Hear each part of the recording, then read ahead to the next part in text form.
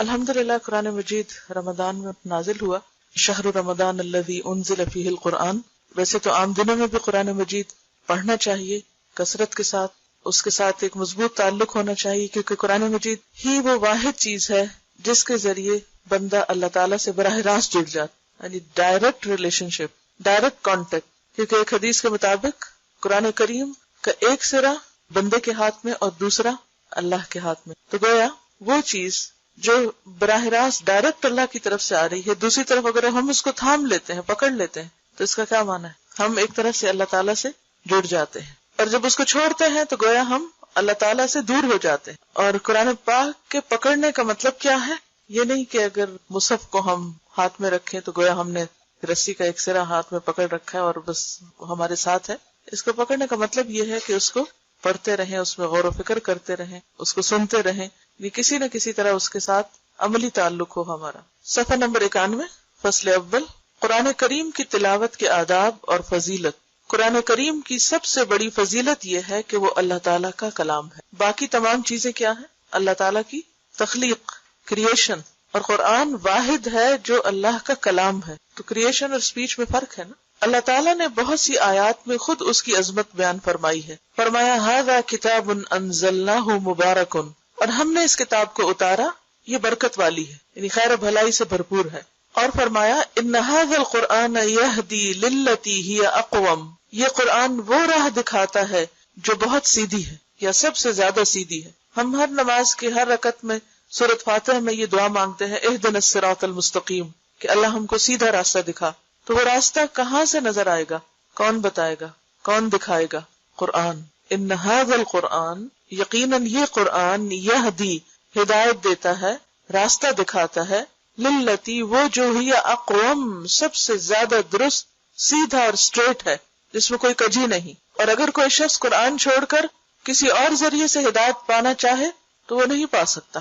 اور فرمایا لا یأتیہ الباطل من بین یدیہ ولا من خلفہ، باطل نہ سامنے سے اس پر آ سکتا ہے نہ پیچھے سے، یعنی اس کتاب میں کسی قسم کی کوئی مداخلت نہیں ہو سکتی، اس کے الفاظ میں، اس کے کلام میں کچھ بھی اور داخل نہیں کیا جا سکتا، نہ نکالا جا سکتا ہے۔ یہ ایک مضبوط کلام ہے، اللہ تعالیٰ نے اس کی حفاظت کا ذمہ لیا ہے۔ بخاری شریف کے افراد میں حضرت عثمان بن عفان رضی اللہ عنہ کی حدیث ہے۔ افراد کا کیا معنی ہے؟ افراد بخاری شریف کے افراد میں، آپ نے لفظ متفق علیہ سنا، کیا مطلب ہے جسے بخاری اور مسلم نے روایت کیا ہے، اور افراد کا پھر کیا معنی ہوگا؟ اکیلے بخاری نے جس کا روایت کی۔ نبی صلی اللہ علیہ وسلم نے فرمایا تم میں سے بہترین آدمی وہ ہے جو قرآن سیکھے اور سکھائے، خیرکم من تعلم القرآن وعلمہ۔ اور حضرت انس رضی اللہ عنہ نے کہا رسول اللہ صلی اللہ علیہ وسلم نے فرمایا کچھ بندے اللہ تعالیٰ کا اہل و عیال ہیں۔ کہا گیا اے اللہ کے رسول صلی اللہ علیہ وسلم وہ کون لوگ ہیں، یعنی جن کو اللہ نے اپنا اہل و عیال کہا ہے؟ تو فرمایا قرآن والے ہی اللہ کا اہل و عیال اور اس کے خاص بندے ہیں۔ اسے نسائی نے روایت کیا ہے اور حدیث صحیح ہے۔ اہل و عیال کون ہوتا ہے؟ کس کو کہتے ہیں؟ فیملی کو۔ ویسے تو اللہ کا کوئی بیٹا نہیں، کوئی بیوی نہیں، کوئی رشتہ دار نہیں، لیکن قرآن والوں کو اللہ تعالیٰ نے اپنے فیملی کس اعتبار سے کہا ہے؟ ان کو عزت اور تشریف اور اعلیٰ مقام دینے کے لیے۔ فیملی سے کیوں تشبیہ دی؟ کہ فیملی کیوں کہا؟ اہل و عیال کیوں کہا ہے؟ کلوز، کیونکہ انسان کے سب سے زیادہ قریب اس کے اہل و عیال ہوتے ہیں۔ ہم میں سے ہر شخص چاہتا ہے کہ وہ اللہ کا مقرب بندہ بنے، اللہ کے قریب ہو، اللہ کا قرب اس کو نصیب ہو، اسے اللہ کی محبت نصیب ہو، وہ اللہ تعالیٰ کے خاص خاص خاص بندوں میں شمار ہو۔ ہر ایک کا یہ شوق ہوتا ہے، لیکن وہ کون سا طریقہ ہے، کون سا نسخہ ہے، وہ کیا ذریعہ ہے کہ ہم اس کے خاص بندے، کیونکہ اس حدیث کی وضاحت خود حدیث کے الفاظ میں ہے، اور اس کے خاص بندے، کیونکہ خاص بندے، اسپیشل پیپل، قریب ترین لوگ انسان کے لیے کون ہوتے ہیں؟ اس کے گھر والے۔ اور پھر اللہ تعالیٰ جب کسی کو اپنا اہل کہتا ہے تو اس کا مطلب یہ کہ وہ میرا خاص چنا ہوا بندہ ہے، قریب ترین ہے، وہ لوگ جو اس کو بہت پہچانتے ہیں۔ اور اللہ کی پہچان کہاں سے ہو سکتی؟ اس کے کلام کے ذریعے۔ اس کو اس طرح بھی سمجھ سکتے ہیں کہ کسی کو بھی اگر آپ سمجھنا چاہیں تو صرف اس کی شکل و صورت سے نہیں سمجھ سکتے۔ جیسے شیخ سعدی نے کہا نا کہ انسان کے عیب و ہنر چھپے رہتے ہیں جب تک وہ خاموش رہتا ہے، اور جب وہ بولتا ہے، جب وہ بات کرتا ہے تو اس کی خوبیاں اور خامیاں کھل کے سامنے آ جاتی ہیں۔ کسی انسان کو بھی پرکھنے کا ذریعہ کیا ہے؟ اس کا کلام، اس کی بات، اس کی گفتگو کا انداز۔ تو اللہ تعالیٰ کی معرفت، اللہ تعالیٰ کی پہچان کس طرح ہو سکتی؟ یعنی ویسے تو کائنات کی مختلف نشانیاں ہیں، بہت سی جو اس کی کریشن اس کو دیکھ کر بھی اللہ کی پہچان ہوتی، لیکن جو پہچان قرآن کے ذریعے سے ہوتی ہے، اس کے کلام کے ذریعے سے ہوتی ہے، وہ کسی بھی دوسرے ذریعے سے نہیں ہو سکتی. نہ آپ کی عقل، نہ آپ کے انٹیلیجنس، آپ کی سمجھ بوجھ، آپ کے دنیاوی علوم، علم، کائنات میں گہرا غور و فکر، یہ سب چیزیں اپنی جگہ ہیں، لیکن سب سے بہترین ذریعہ اللہ کی پہچان کا اللہ کا کلام ہے، اور یہی اس سے قرب کا ذریعہ ہے. ایک اور حدیث میں ہے کہ نبی صلی اللہ علیہ وسلم نے فرمایا اللہ اس دل کو عذاب نہ کرے گا جس نے قرآن کو یاد رکھا، لیکن حدیث ضعیف ہے. اگرچہ ہم دیکھیں کہ معنی کے اعتبار سے بات میں ایک سینس ضرور ہے، یعنی اسے ہم نبی صلی اللہ علیہ وسلم سے منسوب نہیں کر سکتے، لیکن اگر اسے ویسے ایک بات کے طور پر لیں کہ وہ دل جس میں قرآن محفوظ ہو، کیونکہ قرآن کہاں اتارا گیا؟ دل پر. اور جب ہم اسے یاد کرتے ہیں، اسے غور و فکر کرتے ہیں، پڑھتے ہیں، سمجھتے ہیں، تو سب سے زیادہ کیا چیز انوالو ہوتی؟ دل. تو وہ دل اللہ کے قریب ہوتا ہے، اللہ تعالیٰ کی رحمت تلے ہوتا ہے، جس دل میں قرآن کی محبت ہوتی ہے، اور جس دل میں قرآن محفوظ ہوتا ہے، اور جس پر قرآن ایک طرح سے نازل ہوتا ہے. نازل ہونے کا مطلب وحی کا نازل ہونا نہیں ہے، نازل ہونے کا مطلب اس کے معانی کا انکشاف ہے، اور اس کے اندر غور و فکر کی صلاحیت ہے. تو وہ جگہ جو ہر وقت قرآن میں مشغول ہو، آپ دیکھیے کہ جس جگہ قرآن مجید پڑھا جا رہا ہو تو کیا ہوتا ہے؟ اس جگہ پر رحمت اور سکینت نازل ہوتی ہے. حدیث میں آتا ہے نا، مجتمع قوم فی بیت من بیوت اللہ یتلون کتاب اللہ ویتدارسونہ بینہم الا ونزلت علیہم السکینہ وغشیتہم الرحمہ وحفتہم الملائکہ، کہ جب بھی کچھ لوگ اللہ کے گھروں میں سے کسی گھر میں اکٹھے ہو کر کیا کرتے ہیں؟ جمع ہو کر یتلون کتاب اللہ کی کتاب پڑھتے، ویتدارسونہ بینہم، اور آپس میں اس کو سیکھتے سکھاتے ہیں، الا ونزلت علیہم السکینہ، مگر ان پر سکینت اترنے لگتی، غشیتہم الرحمہ، رحمت ان کو ڈھانپ لیتی، حفتہم الملائکہ، ملائکہ ان کو اپنے گھیرے میں لے لیتے ہیں. اگر اس جگہ کے ساتھ یہ معاملہ ہوتا ہے جہاں قرآن پڑھا جاتا ہے، تو وہ دل جو قرآن کی محبت سے سرشار ہو اور اس میں غور و فکر میں مشغول ہو، تو یقیناً وہ بھی اللہ کی رحمت کا مستحق ہوگا. اس کے برعکس وہ دل جس میں حسد اور بغض اور نفرت اور کینہ اور بہت سی اور منفی چیزیں بھری بھی ہوں، تو اس کے بارے میں کیا آتا ہے؟ اور بخل خاص طور پر قرآن مجید میں آتا ہے نا، آگ جو ہے وہ ان کے دلوں تک پہنچ جائے گی. تطلع علی الافئدہ، ویل لکل ہمزہ میں آتا ہے نا، ویل لکل ہمزۃ لمزہ الذی جمع مالا وعددہ، وہ جس نے مال جمع کیا اور گن گن کے رکھا، یحسب ان مالہ اخلدہ، وہ سمجھتا ہے کہ اس کا مال ہمیشہ اس کے پاس رہے گا. کلا، ہرگز نہیں، لینبذن فی الحطمہ، وہ ضرور ضرور توڑ پھوڑ دینے والی میں پھینکا جائے گا. حطمہ جہنم کا ایک نام ہے. وما ادراک ما الحطمہ، اور تمہیں کیا معلوم کہ حطمہ کیا ہے؟ نار اللہ، اللہ کی آگ، الموقدہ، جو بھڑکائی جا چکی، التی تطلع علی الافئدہ، وہ جو دلوں کو جا پکڑے گی. ویسے تو آگ سارے جسم کو پکڑے گی، لیکن خصوصی طور پر دل کو کیوں جا کے پکڑے گی؟ کیونکہ دل ہی مرکز تھا دنیا کی محبت کا.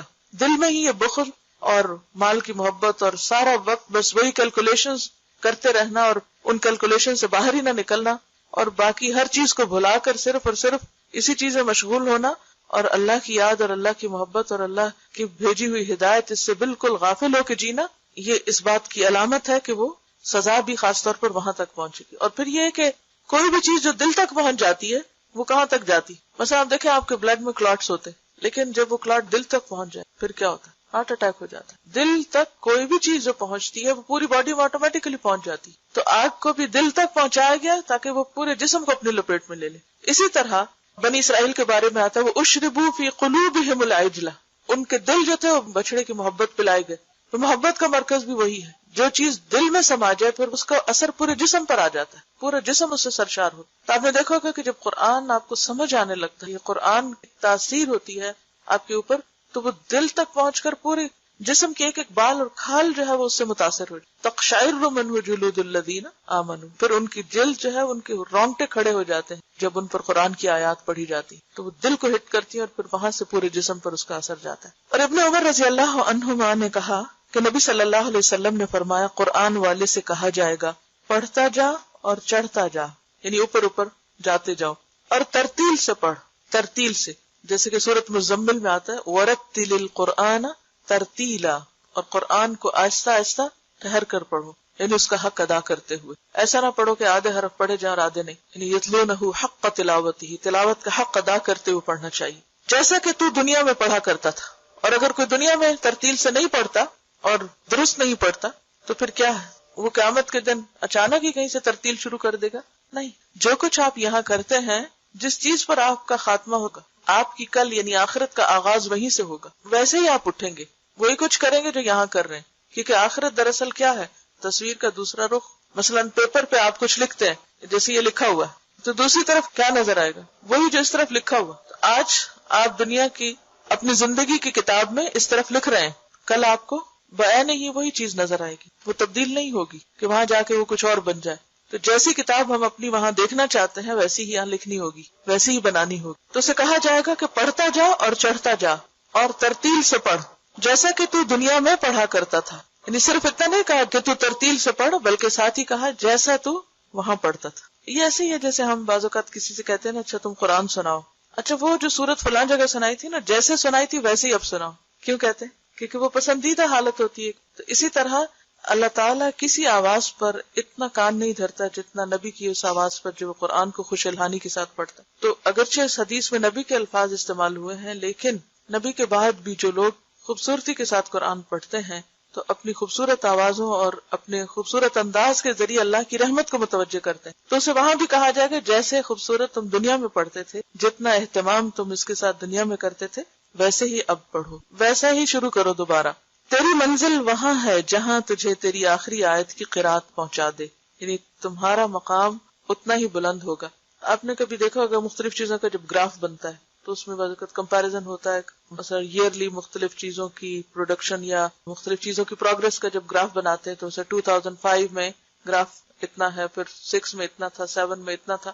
تو آپ نے دیکھا ہوگا کہ جتنی کوئی محنت یا کوشش کرتا ہے اس کے مطابق ہی اس کا گراف اونچا جاتا ہے. تو جو شخص جتنی خوبصورتی کے ساتھ، جتنی توجہ کے ساتھ، جتنے اچھے طریقے سے دنیا میں قرآن پڑھتا ہے، اسی طریقے سے جب وہ آخرت میں پڑھنا شروع کرے گا تو اس کا گراف اتنا ہی بلند ہوگا، اس کا مقام اور اس کی جگہ جنت میں اور اس کا جو گھر ہوگا اتنا ہی بلند ہوگا. پہلے بھی شاید آپ سے بات ہوئی تھی کہ جنت کے جو درجے ہیں وہ اتنے ہیں جیسے ایک آسمان سے دوسرے کا فاصلہ، یا ایک اور جگہ پر آتا 500 سال کے برابر، یا ایک اور جگہ پر آتا ہے کہ جیسے تم میں سے کوئی آسمان میں ستارے کو دیکھے. اب جب ہم ستاروں کو دیکھتے ہیں تو جیسے فارم ہاؤسز ہوتے ہیں دور دور سکیٹرڈ گرین لینڈ میں، گھر چھوٹے چھوٹے ہوتے ہیں، تو ہم دور سے بازو کا دیکھ کے پہچانے وہ فلاں کا گھر ہے، وہ فلاں کا گھر ہے. تو بالکل اسی طرح جو اعلیٰ درجے کے لوگ ہوں گے ان کے گھر بھی سٹارز کی طرح پورے اس میں بکھرے ہوئے ہوں گے، وہ فلاں کا گھر ہے، وہ فلاں کا گھر ہے. اور کس کا کتنا بلند ہے اسی اعتبار سے ہوگا جتنا اس کا قرآن کے ساتھ تعلق ہے. اگرچہ یہ نہیں کہ صرف قرآن ہی ذریعہ ہے بلند مقام حاصل کرنے کا، لیکن قرآن ایک بہترین اور سب سے اچھا ذریعہ ہے. اگرچہ صدقہ خیرات اور نمازوں میں بہت اہتمام کرنا اور دیگر عبادات میں بہترین اہتمام بھی انسان کے درجوں کی بلندی کا باعث بنے گا، لیکن خصوصی طور پر جو نص سے ہمیں دلیل ملتی ہے وہ قرآن کی قرات ہے. لیکن ہم میں سے کتنے لوگ ہیں کہ جو اپنی قرات کو درست کرنے کے لیے سچے دل سے محنت کرتے ہیں، کہتے اچھا کر لیں گے، پڑھ لیں گے، لیکن یاد رکھیے کہ یہ چیز کبھی بھی آرزو اور تمناؤں سے نہیں آتی. اس کے لیے سخت محنت کی ضرورت ہوتی، شدید کوشش کی ضرورت ہوتی. یہ نہیں ہو سکتا کہ ایک دفعہ آپ بیٹھ کے کسی سے ایک دفعہ پڑھ لیں یا کوئی اچھی قرات سن لیں اور آٹومیٹکلی آپ کی قرات خود اچھی ہو جائے گی. اس کے لیے آپ کو توجہ دینی پڑے گی. دنیا میں بھی اگر آپ کوئی باغ لگاتے ہیں تو توجہ نہ دے تو وہ سوکھ جاتا ہے. اسی طرح قرآن کی ہر آیت ایک درخت کی طرح ہے، تو اگر آپ اس کو توجہ نہیں دیں گے تو درخت سوکھ جائیں گے. تو ہر آیت الگ الگ اپنا حق مانگتی. اور obviously یہ حدیث خاص طور پر حافظ قرآن کے لیے بھی ہے، کیونکہ باقی لوگ شاید مصحف دیکھ کے بھی پڑھنے کی اجازت ملے، لیکن جو obviously سمجھ آتی ہے بات وہ یہی ہے کہ انسان کو ویسے ہی پڑھنے کے لیے کہا جائے گا جیسے دنیا میں پڑھتے تھے. جیسے پڑھتے تھے ویسے پڑھو. تو اگر زبانی پڑھتے تھے زبانی پڑھو، اور شاید دیکھ کے پڑھتے تھے، لیکن اصل جو فوکس ہے وہ قرآن کے طریقہ قرات پر ہے کہ کس انداز سے پڑھتے ہو تم. حضرت بریدہ نبی صلی اللہ علیہ وسلم سے روایت کرتے ہیں کہ آپ صلی اللہ علیہ وسلم نے فرمایا قیامت کے دن قرآن اپنے ساتھی کو ملے گا. کون ساتھی؟ کون دوست؟ صاحب قرآن جو قرآن پڑھتا تھا. کیونکہ قبر میں قرآن ایک دوست کی طرح ہوگا انسان کے ساتھ. تو قیامت کے دن بھی قرآن اپنے ساتھی کو ملے گا، جبکہ وہ قبر سے کمزور اور زرد رنگ نکلے گا. یعنی قبر سے جب اٹھایا جائے گا تو وہ کمزور، ویک، زرد رنگ کا ہوگا. وہ کیوں؟ انسان قبر سے نکل کے ایسا کیوں ہوگا؟ اور یہ بھی حسن حدیث ہے، مسند احمد کی روایت ہے. یہ بیسیکلی قیامت کے دن قبروں سے جب لوگ نکلیں گے تو صاحب قرآن جب اٹھے گا تو کمزور ہوگا، زرد رنگ کا ہوگا. کیوں؟ قبر میں رہنے کی وجہ سے یا کسی اور وجہ سے؟ خوف سے اور دنیا میں قرآن پڑھنے کی وجہ سے قرآن کے ساتھ گہرا تعلق رکھنے کی وجہ سے جو اس کی حالت ہو گئی تھی اس کے ساتھ ہی وہ فوت ہوا، اسی حال پہ دفن ہوا، اسی طرح اٹھے گا۔ قرآن پاک میں منافقین کی صفت کیا آتی؟ اذا رأیتہم تعجبک اجسامہم، جب تم انہیں دیکھو تو ان کے جسم تمہیں بہت متاثر کریں، کیونکہ ان کی ساری توجہ کس پر؟ جسموں کی طرف۔ اور بات یہ ہے کہ اگر آپ کسی فٹنس پروگرام میں شریک ہو جائیں تو پھر آپ کسی اور چیز کی طرف توجہ نہیں کر سکتے، اور اگر آپ قرآن پروگرام میں شریک ہو جائیں تو پھر جسم متاثر ہوتے ہیں۔ اور کثرت قرات جو ہے یا قرآن کے ساتھ جو مشغولیت ہے وہ بہرحال انسان کو، کیونکہ قرآن وہ کلام ہے جو پہاڑ پہ اتارا جاتا تو کیا ہوتا؟ لو انزلنا هذا القرآن على جبل لرأيته خاشعا متصدعا من خشية الله، اگر ہم یہ قرآن پہاڑ پر اتارتے تو تم دیکھتے کہ پہاڑ اللہ کی خشیت سے دب جاتا، ٹکڑے ٹکڑے ہو جاتا، خاشع خشوع سے جھک جاتا، دب جاتا، یعنی بیٹھ جاتا۔ اس کی وہ جو اونچائی ہے نا، وہ جو چوٹی اٹھی ہوئی ہے، وہ اٹھی ہوئی چوٹی نہ رہتی بلکہ کیا ہوتی؟ دب جاتی، یعنی اتنی اس کے اندر تواضع آ جاتی۔ پہاڑ اصل میں ایک گرینڈر اور ایک تکبر کی علامت ہے، کہ جب قرآن پاک میں تکبر والی چال کا ذکر آتا ہے تو وہاں پر آتا ہے انک لن تخرق الارض ولن تبلغ الجبال طولا، تم پہاڑوں کی بلندی کو نہیں پہنچ سکتے۔ تو وہ پہاڑوں کی جو اونچائی اور بلندی ہے ایک سمبل بھی ہے اونچا ہونے کا۔ تو پہاڑ بھی قرآن کی وجہ سے کیا ہو جاتے؟ ان کا تکبر اور ان کی اونچائی اور بڑائی ختم ہو جاتی، بیٹھ جاتے، اور صرف بیٹھتے ہی نہ، متصدعاً ٹکڑے ٹکڑے ہوتے۔ اگر آپ نے کبھی کوئی سین دیکھا ہو ڈائنامائٹ سے پہاڑ کو توڑنے کا تو آپ دیکھیں چھوٹی چھوٹی اس کی جو کرچیاں ہوتی ہیں نا وہ یوں اڑ رہی ہوتی دھول بن کے، اور کیا انسان متاثر نہ ہوگا؟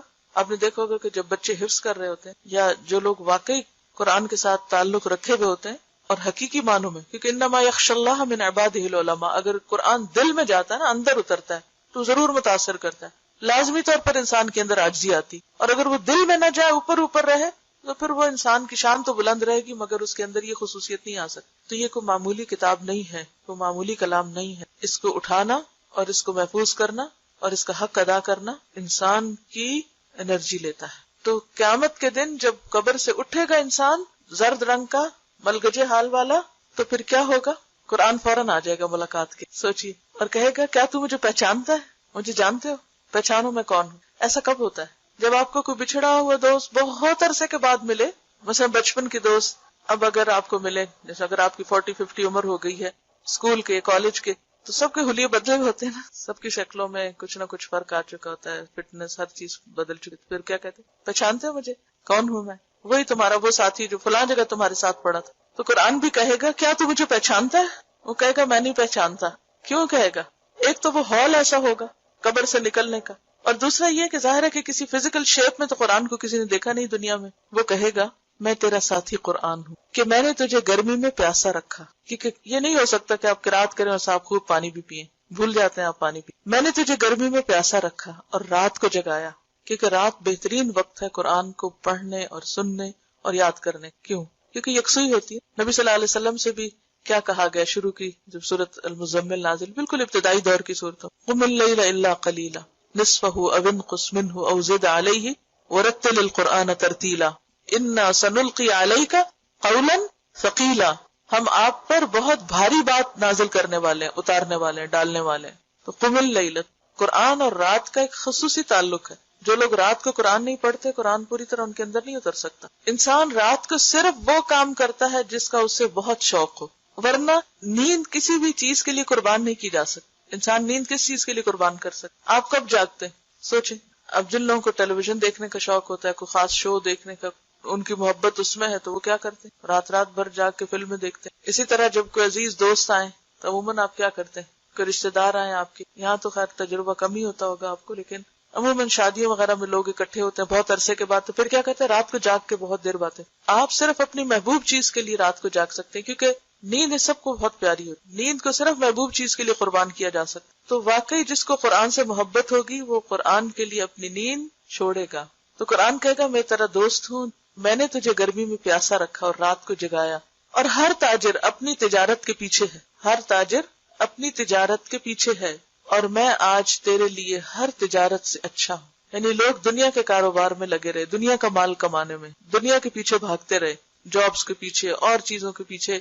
چلے مردوں کی تو پھر ایک ضرورت ہوتی ہے، لیکن آج کے دور میں تو عورتوں کے لیے بھی جاب کرنا فرض سمجھ لیا گیا کہ وہ ضرور پیسے کمائیں۔ اور اگر وہ نہیں کرتی تو شاید وہ کوئی جرم کر رہی.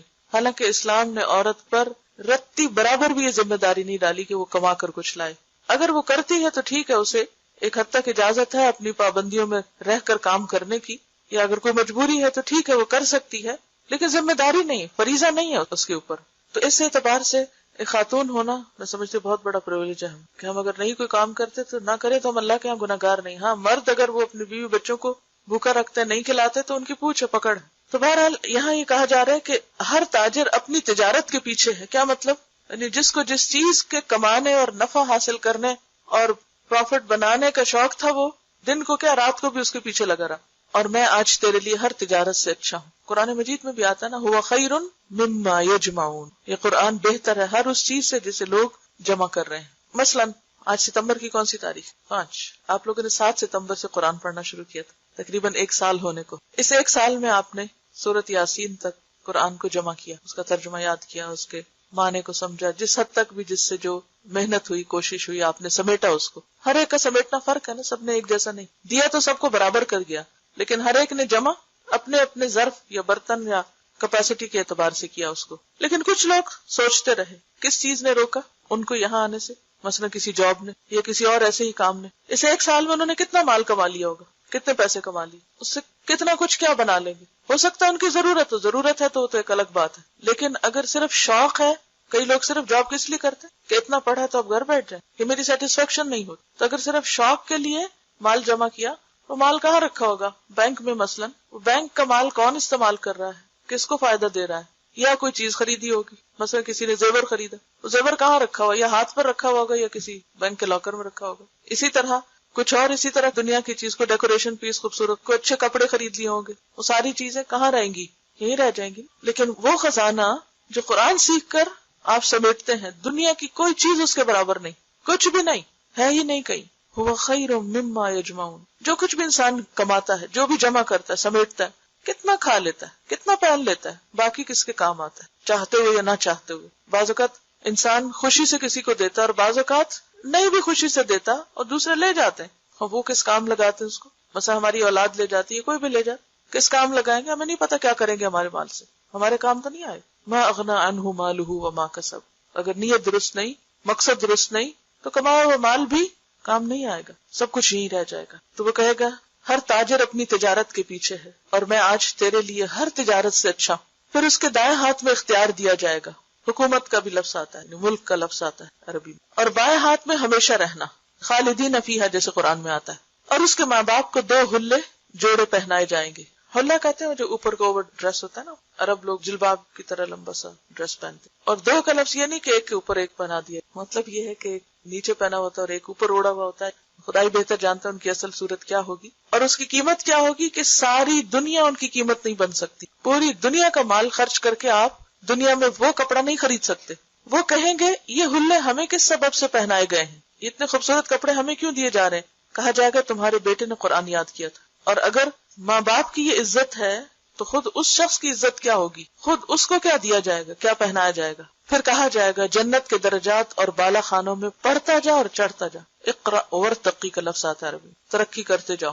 وہ جب تک پڑھتا رہے گا چڑھتا رہے گا، خواہ تیزی سے پڑھے یا آہستہ، جیسے چاہے پڑھے، جتنی دیر چاہے لگائے، انجوائے کرے. ابن مسعود رضی اللہ عنہ نے کہا قرآن والے کو چاہیے کہ وہ اپنی رات کو پہچانے جبکہ لوگ سوئے ہوئے ہوں، اور اپنے دن کو جبکہ لوگ کھانا کھائیں، اور اپنے غم کو جبکہ لوگ خوش ہوں، اور اپنے رونے کو جبکہ لوگ ہنسیں، اور اپنی خاموشی کو جبکہ لوگ باتیں کریں، اور اپنے خشوع کو جبکہ لوگ تکبر کریں. کیا مطلب ہے اس کا؟ وہ اپنی رات کو پہچانے جبکہ لوگ سوئے ہوئے. رات کو پہچاننے کا مطلب کیا ہے؟ یعنی اس کی قدر و قیمت جانے کہ لوگ سو کر غفلت میں گزار رہے ہیں، کیونکہ جن کی زندگی میں کوئی مقصد نہیں ہوتا، کوئی پیشن نہیں ہوتا، انہیں سونے کا بہت شوق ہوتا ہے. وہ سو کر پھر سوتے ہیں، پھر سوتے ہیں. قرآن والے کے آس پاس لوگ سوئے پڑے، لیکن ان کے آس پاس لوگ سوئے بھی ہو تو وہ خود کیا کرتے؟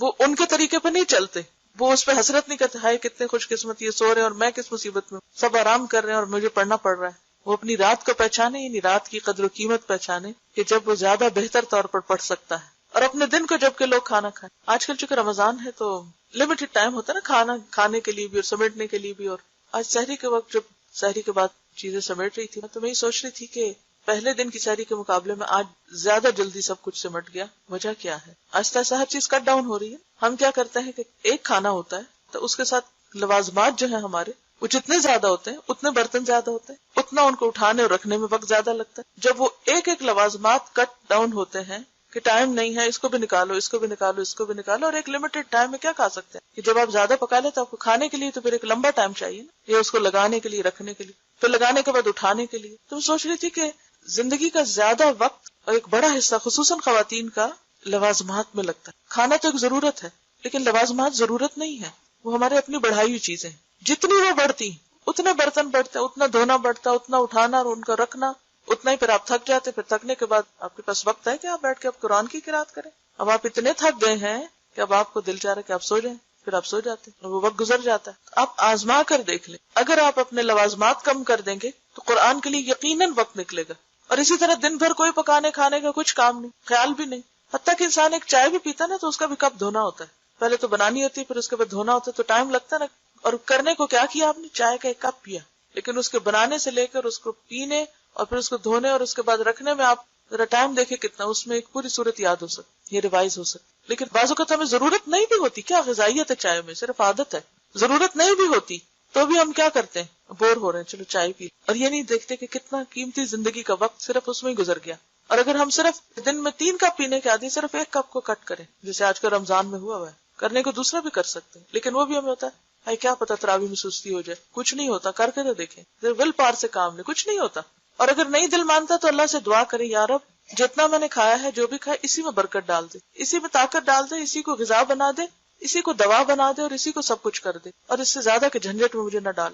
تو آپ دیکھیں گے کہ اسی کے اندر اللہ آپ کو قناعت دے دے گا, اور اس وقت کو آپ قرآن کے لیے استعمال کر سکتے. تو بات یہ ہے کہ قرآن کو پڑھنے کے لیے, یاد کرنے کے لیے آپ کو لازماً وقت چاہیے, اور وقت کہیں اور سے نہیں, ایک اور دن ملے گا آپ کو, یہی دن ہے, اسی میں سے آپ کو نکالنا ہے, اسی میں سے آپ کو اپنے لیے وقت بچانا ہے. آپ دیکھیں کہ ایک عورت کی زندگی خصوصاً ایسی ہوتی ہے کہ سب اس سے صرف ڈیمانڈ کر رہے ہوتے ہیں. شوہر بھی ڈیمانڈ کرتا ہے, بچے بھی ڈیمانڈ کرتے ہیں, رشتے دار بھی ڈیمانڈ کرتے ہیں, مہمان بھی ڈیمانڈ کرتے ہیں, سب اسی سے ڈیمانڈ کرتے, ہر ایک کو اسی سے اپنی ضرورت پوری کرنی. پھر آپ اپنے لیے نہیں جی سکتے, آپ کے اپنے لیے کچھ بھی وقت نہیں بچتا, کوئی آپ کے لیے نہیں سوچے گا. آپ کو خود سوچنا ہے اپنے کہ کیا ضرورت ہے اور کیا عیش و عشرت ہے, کہاں کٹ ڈاؤن ہے, کہاں سٹاپ ہے, بس یہاں تک, اور اس میں سے کتنا وقت مجھے نکالنا. تو آپ دیکھیں کہ منٹ کاؤنٹ کرتے کرتے آپ ایک اچھا والا چنک نکال لیں گے اپنی ساری مصروفیات کے ساتھ, اسی میں آپ کو پڑھنا ہے. تو اپنی رات کو پہچانے جب کہ لوگ سوئے ہوئے ہوں, کہ وہاں سے کیسے وقت نکالتے. اپنے دن کو جب کہ لوگ کھانا کھائیں تو اس میں سے وقت نکال کر کچھ قرآن پڑھا لیں. اور اپنے غم کو جب کہ لوگ خوش ہوں, کیونکہ خوشی اور ایکسائٹمنٹ میں بھی لوگ بھول جاتے ہیں کہ ابھی انہیں کچھ کام کرنا ہے. اور سب سے زیادہ کیا بھولتے ہیں, یا نماز چھوٹی کریں گے یا قرآن کا سبق چھوڑ دیں گے, کیونکہ آج ہم خوش ہیں, کہ آج خوشی کا موقع ہے. خوشی کے دن بھی کوئی ایسا کرتا ہے. سوچیے اپنی کسی بھی پارٹی, کسی بھی شادی, کسی بھی خاص دن کو کہ کیا اس دن بھی آپ نے قرآن پڑھا تھا, یا یاد رہا آپ کو پڑھنا. تو جو صاحب قرآن ہوتے ہیں وہ کس طرح صاحب قرآن بنتے ہیں, وہ کس طرح اللہ کے خاص بنتے ہیں, جبکہ لوگ خوش ہو رہے ہوں تو ان کو اپنا غم نہ بھولے. ان کا غم کیا ہوتا ہے میرا قرآن کا وقت ہے, میرا پڑھنا, یہ ہے غم. اپنے غم کو نہ بھولے جبکہ لوگ خوش ہو رہے ہوں, غم کو نہ بھولیں. یہ نہیں کہ وہ کسی 10 سال پہلے مرے ہوئے شخص کو یاد کر کے رونا شروع کر دے. کچھ لوگ ہوتے ہیں زندگی میں ایسے کہ چاہے 10 سے 20 سال بھی پہلے فوت ہو تو ان کو یاد کر کے رونا آتا ہے, لیکن ان کو بھی ہمارا رونا کیا فائدہ. مجھے کبھی بھی رونا ہو نا, میں صرف ایک لمحے کے لیے اپنے والد کو یاد کروں تو میں رو سکتی. اتنی شدید محبت تھی مجھے ان سے, اور قرآن کی وجہ سے. ہر بیٹی کو باپ سے محبت ہوتی ہے, لیکن چونکہ انہوں نے مجھے قرآن دیا, قرآن سے مجھے محبت, اور اس محبت کی وجہ سے ان سے محبت ہے. تو کسی بھی لمحے میں رو سکتی ہوں, مجھے رونا مشکل نہیں اگر میں ان کو یاد کروں, لیکن میرا رونا ان کو کیا فائدہ دے اور مجھے کیا فائدہ دے. تو میں فوراً اس وقت کو پھر واپس قرآن کی طرف لاتی, کیوں نہ میں کچھ اس میں سے پڑھا لوں تاکہ ان کے لیے صدقہ جاریہ بنوں. تو جب لوگ اپنی دنیا میں مست ہوں, باتوں میں, فضول گفتگو میں, تو صاحب قرآن اس میں شریک نہ ہو. وہ اپنے وقت کو پہچانے اور اپنے قرآن کی طرف مائل ہو جائے. اور اپنے رونے کو جب کہ لوگ ہنسیں, کہ لوگ غفلت سے ہنس رہے ہیں تو اس کو کیوں رونا آئے, کہ کیوں بھول گئے. اور اپنی خاموشی کو جب کہ لوگ باتیں کریں, کیونکہ انہی باتوں میں سے وقت نکلے گا آپ کے قرآن پڑھنے کے لیے. اور اپنے خشوع کو جب کہ لوگ تکبر کریں. لوگ کس بات پہ اکڑتے ہیں, دنیا کے مال و دولت پہ. کوئی اپنے حسن پہ اترا رہا ہے, اور کوئی اپنے لباس پہ, اور کوئی اپنے زیور پہ, اور کوئی اپنے گھر پہ, اور کوئی اپنی جاب پہ, اور کوئی اپنی ڈگری پہ. جب لوگ ان چیزوں پہ اترائے, کبھی بھی احساس کمتری کا شکار نہ ہو. اس وقت اپنا جائزہ لیں کہ میرے اندر کتنی عاجزی، اور یہ عاجزی کون لاتا ہے؟ قرآن۔ قاری کے لائق نہیں، یعنی قرآن پڑھنے والے کے لائق نہیں، یعنی اس کو زیب نہیں دیتا، اس کے لیے اچھا نہیں کہ وہ سنگ دل، غافل، شور مچانے والا اور مغلوب الغضب ہو۔ یہ چار چیزیں قرآن پڑھنے والے کو سوٹ نہیں کرتی، اس کے اوپر نہیں سجتی۔ کون سی ہے وہ؟ کہ وہ سنگ دل ہو، ہارڈ ہارٹڈ، اس کے اندر کسی کے لیے رحم نہ ہو، غافل، بے فکر پن، یہ بھول گئے وہ بھول گئے، یہ نہیں کیا وہ نہیں کیا، کوئی وعدہ کیا تو اسے چھوڑ دیا، کسی کے ساتھ کوئی بات کہی تو اس میں غیر ذمہ داری کا ثبوت دیا، ایسا نہیں ہوتا وہ۔ اور شور مچانے والے، یعنی اس کی گفتگو میں بھی ٹھہراؤ ہوتا ہے، وہ چیخ چیخ کے باتیں نہیں کرتا، اور غصے میں ایسا مغلوب نہیں ہوتا کہ وہ بھول جائے کہ اس کے کرنے کا کام کیا تھا، یعنی اس کا غصہ بھی اعتدال میں ہونا چاہیے۔ فضیل نے کہا قرآن کا حامل یعنی قرآن پڑھنے والا، صاحب قرآن اسلام کا علم بردار ہے، اسلام کا ریپریزنٹیٹو ہے، اسے لائق نہیں کہ لغو گوئی کرنے والوں کے ساتھ مل کر لغو گوئی کرے۔ کیا مطلب؟ کیا نہ کرے؟ بےہودہ کلام نہ کرے، کیونکہ جس زبان سے قرآن پڑھا جاتا ہے اس زبان سے فضول گفتگو زیب نہیں دیتی۔ بھولنے والوں کے ساتھ بھول جائے، کس چیز کو بھولنے والوں کے ساتھ؟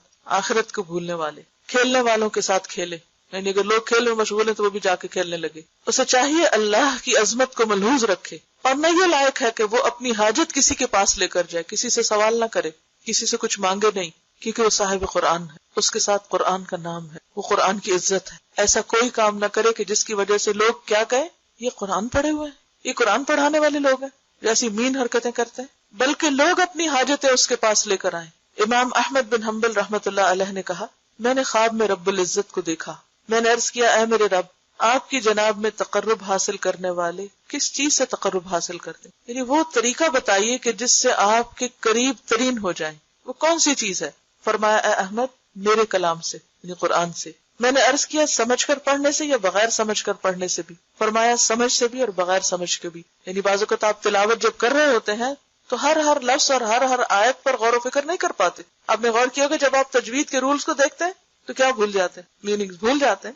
تو پھر آپ کا نہیں کیا فائدہ ایسی تلاوت کا؟ کئی لوگوں کو شیطان یہاں سے بہکا دیتا ہے، کوئی فائدہ نہیں ایسی تلاوت کا، تمہیں سمجھ تو آ نہیں رہی، تم تو صرف اسی پہ توجہ کیے ہوئے۔ کوئی بات نہیں، کیوں؟ اس لیے کہ آپ قرآن پڑھ رہے ہیں، اللہ کا کلام اور اس کا ایک ایک حرف کا حق ادا کر رہے ہیں، یہ بھی قابل عزت اور اللہ کے قریب ہونے والا کام ہے۔ تو ہم سب کو اس بات کا دھیان رکھنا چاہیے کہ ہم کیا ہیں؟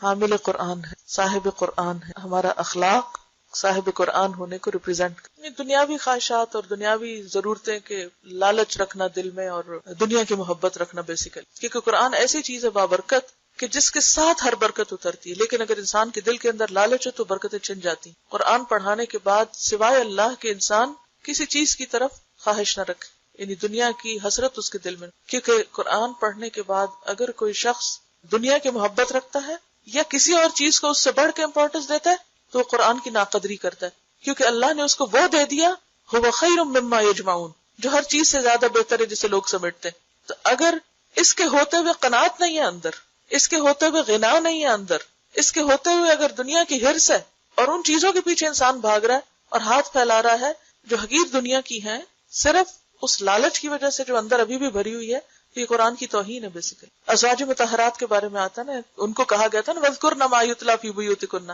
ان کو خاص طور پر آیات اللہ اور حکمت کی باتیں پڑھنے کو اور پڑھانے کو کہا گیا تھا۔ تو اس کے ساتھ ہی انہی آیات میں کیا ہے، یا ایھا النبی قل لازواجک ان کنتن تردن الحیاۃ الدنیا وزینتها فتعالین امتعکن واسرحکن سراحا جمیلا وان کنتن تردن اللہ ورسولہ والدار الآخرۃ فإن اللہ اعد للمحسنات منکن اجرا عظیما۔ دو راستے ہیں، جس کو چاہیں اختیار کر لیں۔ حضرت عائشہ نے کیا کہا، اس بات کے لیے میں اپنے ماں باپ سے مشورہ کروں؟ مجھے تو اللہ اور اس کا رسول اور آخرت کا گھر چاہیے۔ وآخر دعوانا ان الحمد للہ رب سبحانک اللہم وبحمدک نشہد ان لا الہ الا انت نستغفرک ونتوب